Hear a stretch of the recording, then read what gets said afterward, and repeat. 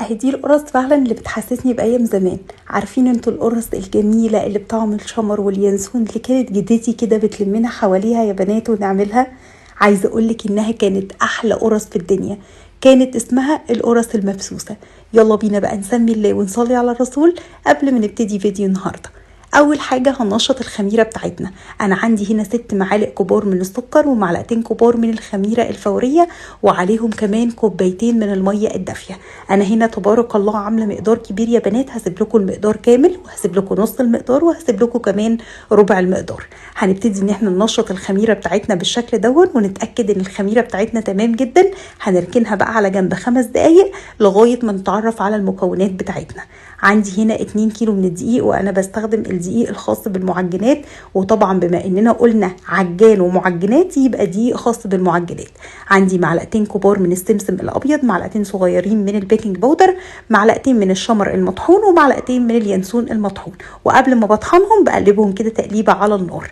الماده الدهنيه بتاعتي عندي كوبايتين من الزيت النباتي اللي لا ليه ريحه ولا ليه طعم، وعندي كوبايتين من السمنه، ويا سلام بقى لو السمنه بتاعتي كانت بلدي بجد بتدي طعم للقرص خطيره جدا. تعالوا بينا بقى نتعرف على العجان الخطير بتاعنا. العجان بتاعي هنا هافار ده ال11 لتر يا بنات، اللي هو بياخد 3 كيلو من الدقيق مرتاح جدا جدا. عايزه اقولك ان هو تحفه جدا في شغل النواعم. احنا داخلين على موسم ان شاء الله، وعايزه اقولك ان هو كل التروس بتاعته معدن زي ما انتوا شايفين كده. طبعا هافار معايا بقالها اكتر من 2 ويمكن 2.5 سنين، ومعايا العجان الصغير بتاع هافار ولكن هو بياخد كيلو واحد من الدقيق. لكن العجان الكبير بتاع هافار ده 11 لتر 2200 واط وبياخد معايا 3 كيلو من الدقيق مرتاح جدا جدا، ومن العجان التقيله والقويه. وزي ما انتوا شايفين دي الملحقات اللي بتيجي معاه. وطبعا مش قادره اقولك يعني هم عاملين كود خاص من المياده او الشيف مياده، تقدروا ان انتوا تكتبوه وتستفيدوا بكل العروض دي. مقارنه بسيطه ما بين العجان اللي هو 11 لتر وما بين العجان الاصغر اللي هو 1800 واط. بتدخلوا بقى على الستور بتاع هافار، هسيب لكم اللينك بتاعه فوق كده، وتتفرجوا على المنتجات الموجوده عندهم. خلاطات وهاند بلندر وعجانات ومكانس وافران. تختاروا مثلا المنتج بتاعهم كده مثلا وليكن العجان، وتبتدوا ان انتوا تضيفوه كده للمشتريات بتاعتكم وتدخلوا تحطوا كود الخصم الخاص بيا اللي انا هسيبه لكم برده ان شاء الله في اول تعليق، وتبتدوا ان انتوا تطلبوا. عايزه اقول لك انها كمان عامله خدمه تقسيط حلوه جدا جدا. هسيب لكم كل الحاجات اللي تخص هافار ان شاء الله وكود الخصم في اول تعليق. نرجع بقى للعجان بتاعنا. انا حطيت فيه هنا 2 كيلو من الدقيق، وزي ما قلت لك انا هنا عامله مقدار كبير جدا يا بنات عشان اوريكي ان العجينه فعلا تحفه جدا في العجان. حطيت عليها كل المكونات او الحاجات العطريه اللي هو الشمر واليانسون وكمان السمسم الابيض والبيكنج باودر، وهقلبهم مع بعض بالشكل ده. وطبعا عايزه اقول لك ان المعلقه الاسباتيولا دي بتيجي برده في ملحقات العجان بتاعنا. هناخد بقى الزيت بتاعنا بالشكل ده نضيفه على الدقيق، وهنضيف عليه كمان السمنه. عايزه تضيفي زيت وزبده يا سلام على الجمال، عايزه تضيفي زيت وسمنه يا سلام على الروعه، عايزه تضيفي سمنه بس مش ممكن هتاخدي احلى قرص مبسوسه في الدنيا. ولكن انا بحب اعمل الميكس ده ما بين الزيت والسمنه زي ما كانت جدتي كده بتعمل بالظبط. باخد بقى الدقيق بتاعي الحلو دون وشغل على اول سرعه وابست الدقيق بتاعي كويس جدا في المكونات او المواد الدهنيه بتاعتي. انا هنا يا جماعه ما سخنتش السمنه خالص ولا قدحتها ولا كل الحاجات دي، لانها بصراحه بتحرق جدا على الصدر، فانا مش بفضلها كده. انا هنا بوريكم قد ايه ثبات العجان تبارك الله، ثابت ومش بيتهزهز ولا في اي مشكله معاكي خالص. انا هنا كده كنت خلاص بسيت العجين بتاعي في المواد الدهنيه، وكنت اتاكدت من خمران الميه والخميره. ابتديت ان انا انزل بيهم بقى بالشكل ده. الغطا الخطير ده بيساعدك ان انت تنزلي منه المكونات بتاعه الشغل بتاعك بمنتهى السهوله.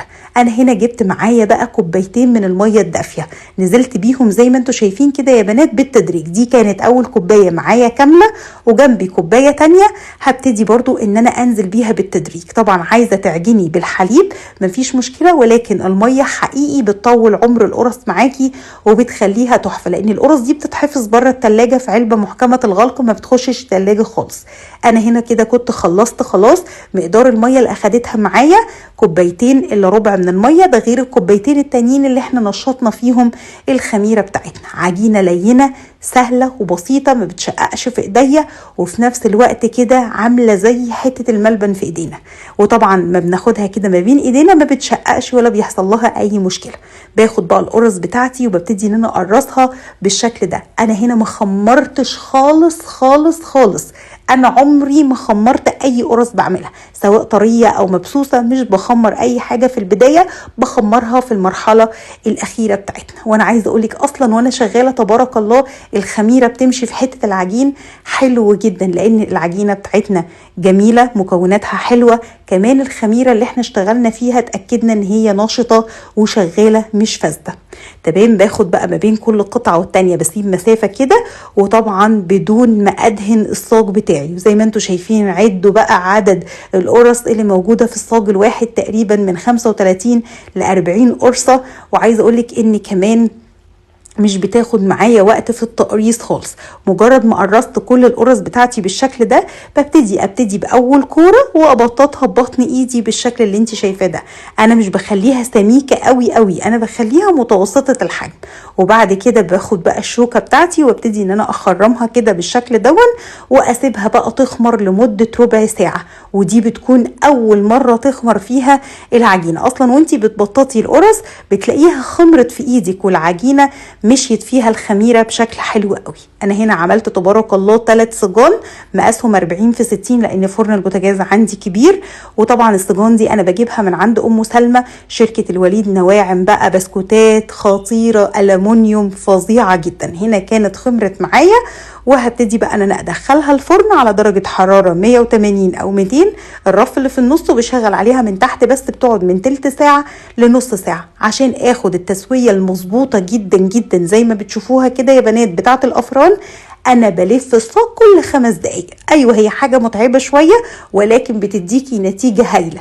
الصاج بتاعك تبارك الله بيطلع متوحد، لونه بيطلع ذهبي وخطير. انا ما بدهنش وش القرص المبسوسه حاجه خالص خالص، غير ان انا بلف الصاج كل 5 دقايق علشان ناخد لون موحد بالشكل ده. واي فرن بوتاجاز يكون كبير معاكي ضروري جدا تعملي الخطوه دي. يا الله على ريحه القرص المبسوسه بقى، طعم السمنه البلدي مع الشمر واليانسون مع ريحه زمان كده والذكريات بتاعه الطفوله بتاعتنا. عايزه اقولك ان جدتي اصلا كانت بتعمل القرص المبسوسه دي قمر بدون مقادير، وكانت بتحط بال5 وال10 كيلو دقيق، ونبتدي كده نعجن وننبسط ونقعد نحكي مع بعض في ذكرياتنا الجميله. حقيقي كانت من احلى الوصفات اللي كانت بتتعمل هي وصفات زمان، لمزان بقى ولا كل الدبكه دي كلها. عايزه اقولك ان بجد الوصفه دي خطيره، تقدري تعمليها بكل الاريحيه. كمان تقدري تعمليها انصاف كده يا بنات. عايزه اقولك ان جدتي كانت بتعمل الدايره وبعدين تشقها بالسكينه لنصين بحيث كل قطعه تبقى يعني نص دايره كده. بندهنها بقى بالجبنه وبنحط جنبها شويه من الشاي، بتكون خطيره جدا. وده اضاءه بتاعه المطبخ. والله يا جماعه انا طفيت النور عشان اوريكم قد ايه لون القرص متوحده وحلوه جدا. عايزه اقول لك انها تبارك الله طلعت معايا كميه محترمه جدا. وطبعا ده كله بمساعده عجان هافار اللي قدرت احط فيه 2 كيلو من الدقيق، وممكن احط 3 كيلو كمان. يعني مش شرط تجيب العجان الكبير اللي بيكون موجود في معامل الحلويات عشان تقدري تعملي مشروعك. ان شاء الله هسيب لكم كل لينكات هافار، وهسيب لكم كود الخصم عشان تستفيدوا بيه. هسيب لكم المقادير كامله في اول تعليق وفي كمان صندوق